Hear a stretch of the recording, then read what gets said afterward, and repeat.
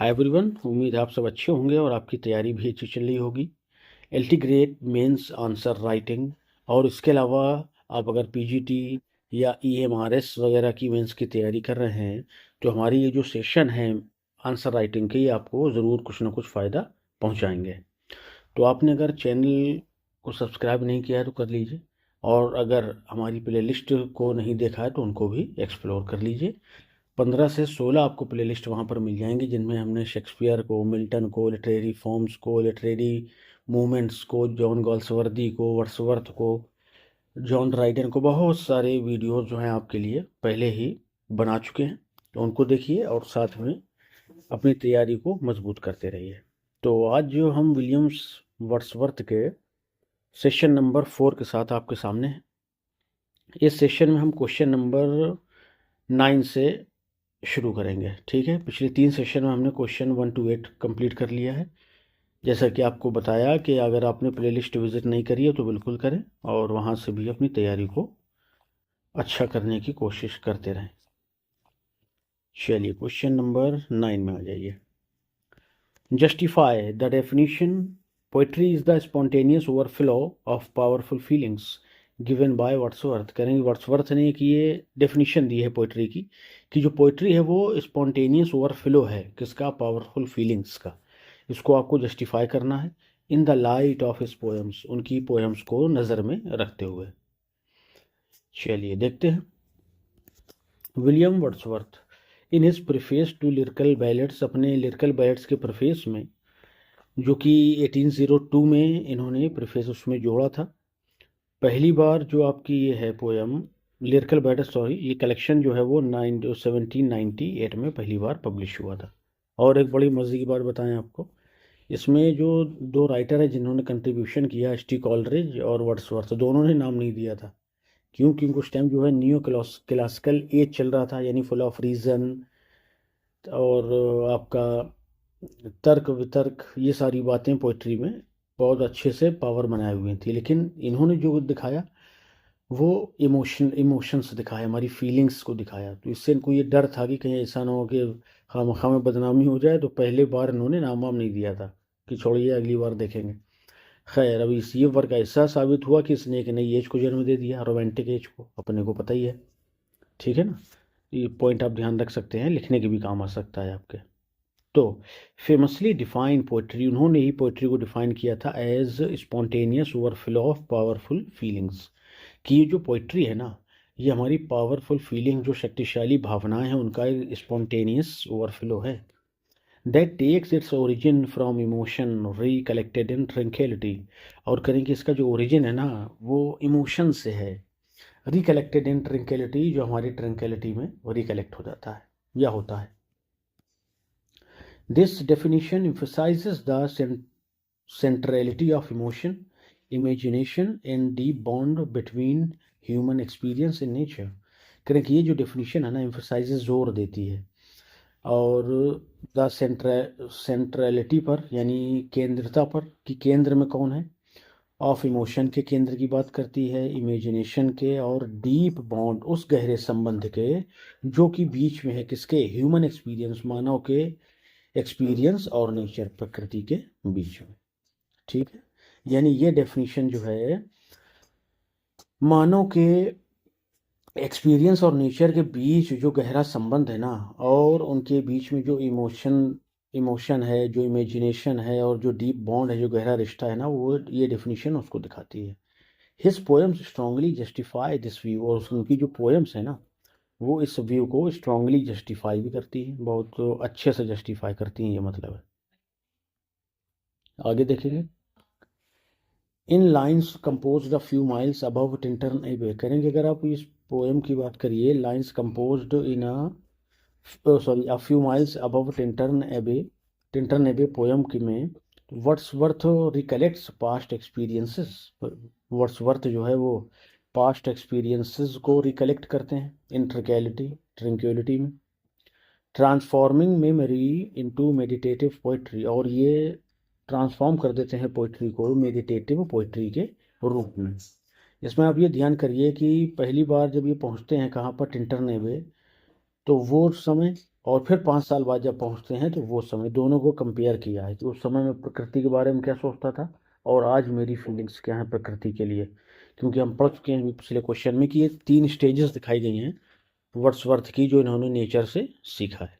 एक तो बॉयहुड के तौर पर, फिर अपनी युवावस्था में, और फिर अपनी ओल्ड एज में। ठीक है। द पोएम इलस्ट्रेट्स हाउ, ये पोएम इलस्ट्रेट करती है कि कैसे इमोशन व्हेन रिफ्लेक्टेड अपॉन, जब से रिफ्लेक्ट किया जाता है ना, leads to profound spiritual insight, तो वो प्रोफाउंड स्पिरिचुअल आत्मिक इंसाइट तक हमें ले जाता है। एंड कनेक्शन विथ नेचर, और प्रकृति के साथ संबंध स्थापित करने में भी हमारी मदद करता है। सिमिलरली, इसी तरह से in the world is too much with us के world is too much with us में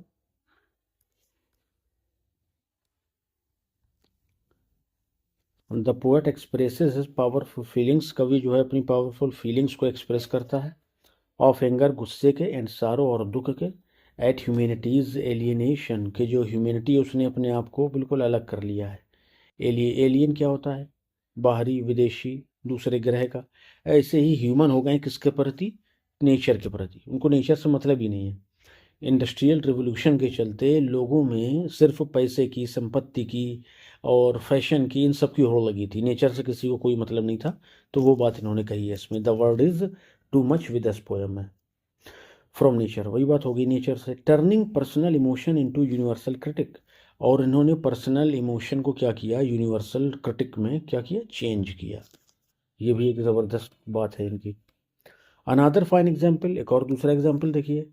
आई wandered lonely as a cloud where a fleeting moment of joy seeing a host of daffodils. करेंगे मैं टहलता फिरता हूँ लोनली, अकेले, as a cloud, एक बादल की तरह। यहाँ पर क्या है? फ्लीटिंग मोमेंट ऑफ जॉय, एक खुशी का पल है। Seeing a host of daffodils, बहुत सारी डेफोडिल्स को देख रहा है। पोएम भी आपको डेफोडिल्स ही है। बिकम्स एंड्यूरिंग इमोशनल वेल्थ, ये एक एंड्यूरिंग, कभी ना खत्म होने वाली इमोशनल, भावात्मक वेल्थ, संपत्ति बन जाती है। व्हेन रिकलेक्टेड लेटर, जब इसे बाद में रिकलेक्ट किया जाता है, याद किया जाता है। The overflow of feeling, feelings का जो ओवरफ्लो है ना, इंस्पायर्स, वो प्रेरणा देता है। नॉट ओनली जॉय, सिर्फ खुशी को नहीं, बट आल्सो एन अप्रिसिएशन, एक प्रशंसा को भी, ऑफ नेचर्स ब्यूटी, प्रकृति की सुंदरता को, सुंदरता की प्रशंसा की। और as source of inner healing, और एक ऐसे साधन के तौर पर, यह एक ऐसे सोर्स के तौर पर, स्रोत के तौर पर काम आता है जो हमारी इनर हीलिंग भी करता है। बहुत सारी टेंशन हो, आपको दिमाग ना चल रहा हो, तो आप अगर प्राकृतिक माहौल में चले जाए ना, तो बहुत कुछ सुकून मिलता है अपने को। तो ये बात कही है इसमें। और ये यहाँ पे क्या कहा था? An appreciation of nature's beauty, प्रकृति की सुंदरता की प्रशंसा के लिए हमें क्या करती? प्रेरित करती है। सिर्फ खुशी नहीं देती है, प्रेरित भी करती है, और हमारे लिए इनर हीलिंग के सोर्स का भी काम करती है। 10 इस प्रकार से through his lyrical engagement with emotion, करेंगे अपनी पोएम्स के थ्रू जो एंगेज हैं किसमें? इमोशन के साथ, मेमोरी के साथ, और नेचर के साथ। Wordsworth poetry perfectly embodies, Wordsworth की जो पोइट्री है परफेक्टली, पूरी तरह से एम्बॉडीज हिज डेफिनेशन, उनकी परिभाषा को प्रकट करती है। इट डेमोन्स्ट्रेट्स, और ये डेमोन्स्ट्रेट करती है हाउ पोइट्री, कैसे जो पोइट्री है स्प्रिंग्स फ्रॉम द हार्ट, दिल से उठती है, येट गेन्स, और फिर भी गेन कर लेती है डेप्थ, गहराई, through reflection and tranquil recollection, करेंगे रिफ्लेक्शन के थ्रू और ट्रैंक्विल रिकलेक्शन के थ्रू क्या कर लेती है? ये गहराई को प्राप्त करती है, यानी हमारे ऊपर वो प्रभाव छोड़ती है, हमारे ऊपर असरअंदाज होती है। नेक्स्ट देखेंगे question number 10, how does Wordsworth contrast his first youthful visit to Tintern Abbey. देखिए वही बात आ गई जो भी बात करी कि जब यूथ थे तब भी गए थे ना 5 साल पहले, फिर 5 साल बाद गए तब जब इन्होंने टिंटरनेबे को लिखा। हाउ डज वर्ड्सवर्थ कंट्रास्ट, कैसे कंट्रास्ट करते हैं, बस ये बता देना है पिछली विजिट को और इस वाली विजिट को, 5 साल बाद वाली। चलिए देखते हैं। इन टिंटरनेबे वर्ड्सवर्थ कंट्रास्ट, वर्ड्सवर्थ जो है वो कंट्रास्ट करते हैं हिज फर्स्ट यूथफुल विजिट, अपनी फर्स्ट यूथफुल विजिट को, विथ हिज प्रेजेंट रिविजिटिंग, अपनी प्रेजेंट वर्तमान की रिविजिटिंग के साथ में, आफ्टर 5 ईयर्स, 5 साल बाद। As a young man of 23, जब वो 23 साल के थे, ही एक्सपीरियंस्ड नेचर, उन्होंने नेचर का एक्सपीरियंस किया था विद पैशन, जुनून के साथ, इन एक्साइटमेंट के साथ। लेकिन ही रिकॉल्स, वो ये भी याद करते हैं कि हाउ कैसे साउंडिंग कैटरैक्ट हॉन्टेड हिम, कि जो कल कल ध्वनि करने वाले कैटरैक्ट यानी झरने थे, हॉन्टेड हिम, उन्हें डराते भी थे, लाइक अ पैशन, किसी जुनून की तरह। Nature was then a source of raw physical delight, उनके लिए उस समय जो नेचर थी ना, वो एक सोर्स थी। रॉ फिजिकल डिलाइट एक ऐसे ही बस, वैसे रॉ मतलब कच्चा होता है, फिजिकल डिलाइट मतलब शारीरिक खुशी के लिए उनको नेचुरल सीनरीज वगैरह, वो माहौल नेचर का पसंद है। ऑलमोस्ट एन एनिमल एनर्जी, लगता था उनके अंदर इसे किसी घोड़े की ताकत आ गई, हॉर्स पावर कह दीजिए। हॉर्स पावर समझ रहे होंगे कि जिनके, जिस नाम से हम लोग किसी भी इंजन की क्षमता को क्या करते हैं, उसका आइडिया ले लेते हैं, कितनी मजबूती है उस इंजन में, जितना ज़्यादा हॉर्स पावर उतनी ज़्यादा मजबूती। तो वही है, कहते हैं कि फिजिकल डिलाइट उन्हें मिलता था प्रकृति के माहौल में, और वो जो है वो अपने अंदर एक घोड़े जैसी ताकत महसूस करते थे। जानवर नहीं कहेंगे, थोड़ा सा नहीं ठीक लगेगा।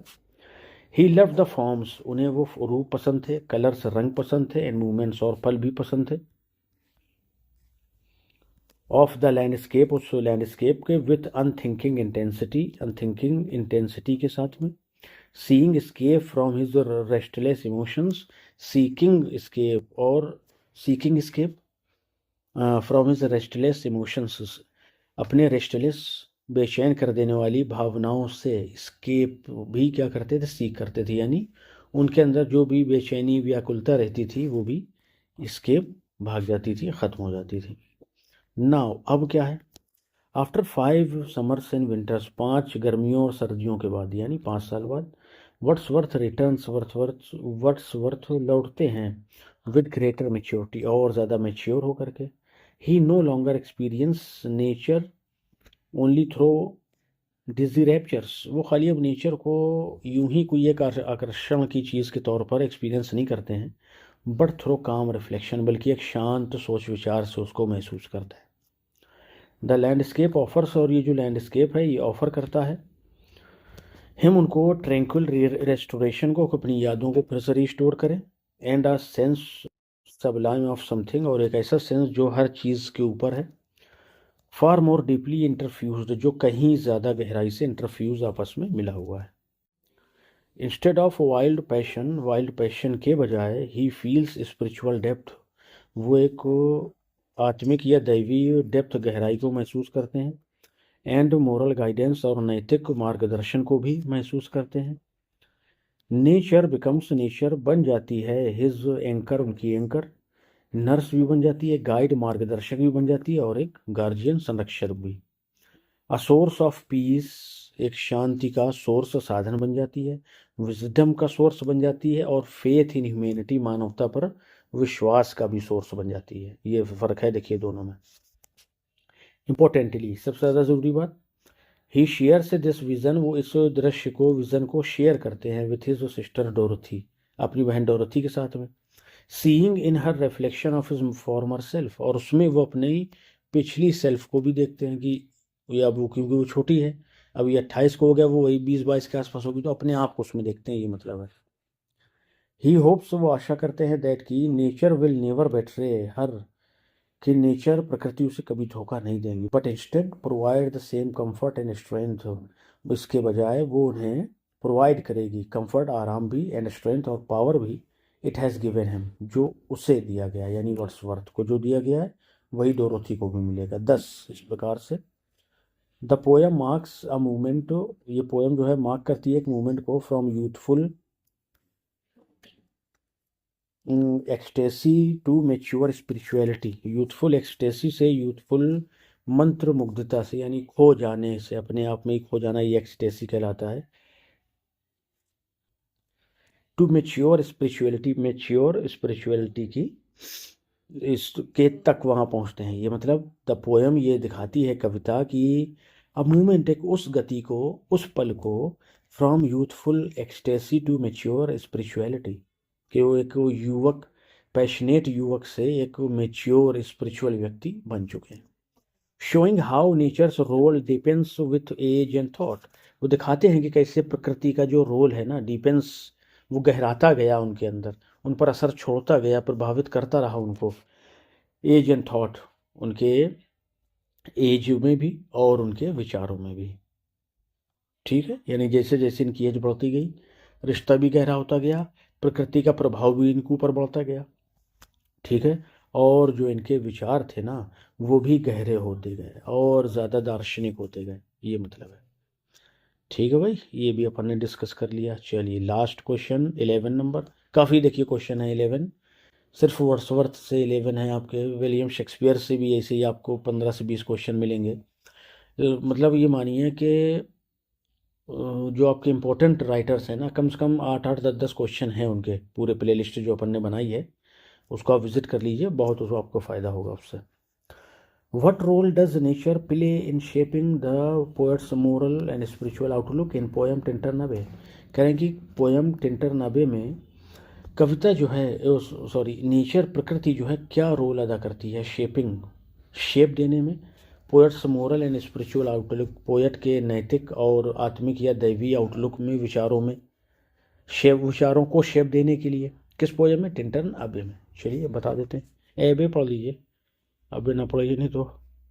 चलिए, इन टिंटरनबे वर्ड्सवर्थ जो हैं शोज दिखाते हैं हाउ नेचर शेप्स, कि कैसे नेचर शेप करती है हिज मोरल, उनकी नैतिक एंड स्पिरिचुअल आउटलुक को और दैवी सोच को, विचार को, इन यूथ, अपनी युवावस्था में। ही लव्ड नेचर, वो नेचर को प्यार करते थे, फॉर इट्स एकिंग जॉयज, उसके दर्द भरी खुशी के लिए, पर्सोनिफिकेशन है, एक का मतलब दर्द, जॉयज मतलब खुशी, एंड डिजी रैप्चर, और चकरा देने वाले रैप्चर, आकर्षणों से भी। बट नाउ, लेकिन अब he finds a deeper meaning, अब उन्हें एक बिल्कुल गहरी मीनिंग मिल चुकी है, या वो एक गहरा मतलब जान चुके हैं।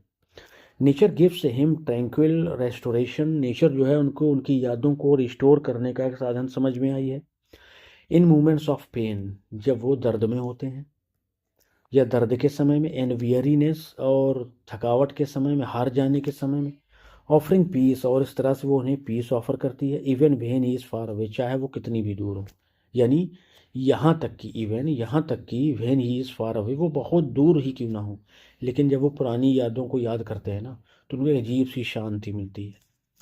इन lonely rooms and mid the din of towns and cities, करेंगे चाहे वो फिर किसी लोनली कमरे की बात हो, या mid the din of towns and cities, चाहे वो शहर या नगर के बीचों बीच की बात हो, जहाँ कोई ना हो, सिर्फ वो हो। I have owed to them sensations sweet, करेंगे I have owed to them, मैं उन्हीं का ऋणी हूँ, सेंसेशंस स्वीट, उन सेंसेशंस का जो बड़े स्वीट हैं, जो बड़े मधुर हैं, जो मुझे आज भी शांति देते हैं।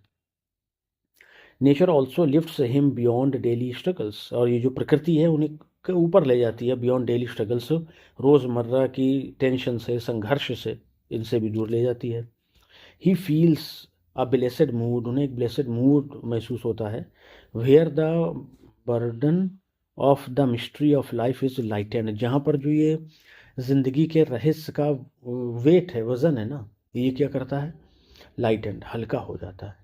And he becomes a living soul, और वो फिर से एक जीवंत आत्मा में परिवर्तित हो जाते हैं, यानी फिर से उनके अंदर वही जोश और आत्मविश्वास आ जाता है।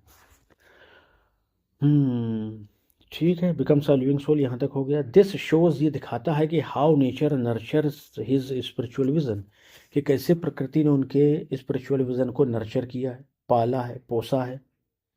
हेल्पिंग हिम, उनकी मदद करते हुए, see into the life of things, कि वो चीज़ों के अंदर जो ज़िंदगी है ना उसमें झांकें, यानी प्रकृति में जो चीज़ें मौजूद हैं, पेड़ हैं, पौधे हैं, फूल हैं, डेफोडिल्स देखिए आप, पढ़िए उसको, मज़ा आ जाएगा आपको, कि वो जो छोटी छोटी प्रकृति में चीज़ें हैं ना, उनमें भी इनको ये सिखाया कि तुम जो है इसमें ज़िंदगी ढूंढो, तो तुम्हें बड़ी सुकून और शांति मिलेगी।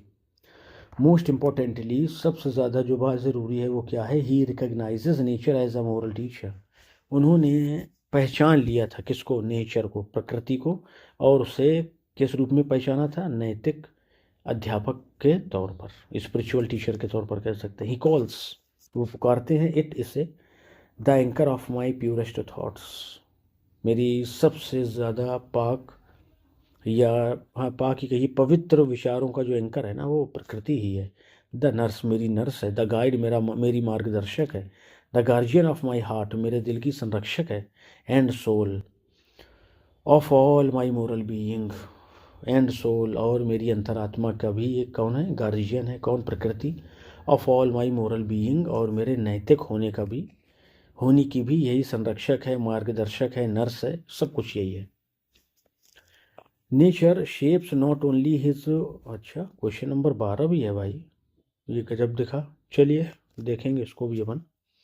Nature shapes not only his feelings, nature सिर्फ उनकी फीलिंग को शेप नहीं करती बट आल्सो हिज वैल्यूज़, उनकी वैल्यूज़ को भी, काइंडनेस, उनकी नम्रता को, विनम्रता को भी, उनकी दयालुता को भी क्या करती है, शेप देती है, और उनके विश्वास को भी शेप देती है।